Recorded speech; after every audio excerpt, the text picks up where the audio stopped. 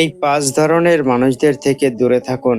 জীবন একজন সঠিক বন্ধু পেলে জীবনটা অনেকটাই সহজ হয়ে যায়, কিন্তু সঠিক বন্ধু বেছে নেওয়াটা খুবই কঠিন। এমন লোকও আছে যারা আপনার সামনে আপনার বন্ধু, কিন্তু আসলে তারা আপনার ক্ষতি চায়। এদের আপনি কিভাবে চিনবেন?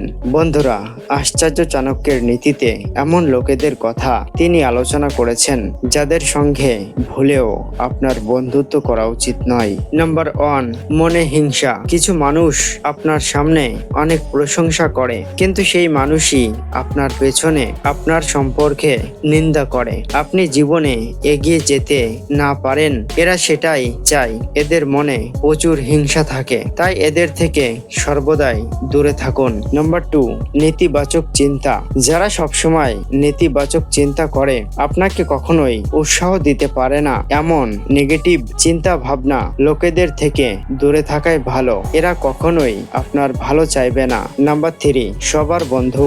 বন্ধুরা, যারা সবার বন্ধু তারা আসলে কোনো মানুষের সঠিক বন্ধু হতে পারে না। এমন ধরনের মানুষদের কখনোই কোনো গোপন কথা বলবেন না, কারণ এদের কাছে গোপন কথা বললে সেই কথাটি অন্য কাউকে বলে দেবে, তাই সাবধান। নাম্বার 4, বিপদ আসলে। সঠিক বন্ধু কেবলমাত্র বিপদের সময় চেনা যায়। যে বন্ধু আপনার কোনো বিপদ এলে দূরে চলে যায় এবং আপনার সুখের দিনে আপনার কাছে থাকে, এমন মানুষদের কখনোই আপনি বন্ধু ভাববেন না। সঠিক বন্ধু তো সে যে বিপদে আপনার কাছে সর্বদাই থাকবে। নাম্বার 5, খারাপ স্বভাব। যেই মানুষদের স্বভাব খুবই খারাপ তাদের সঙ্গে ভুল করেও বন্ধুত্ব করতে নেই।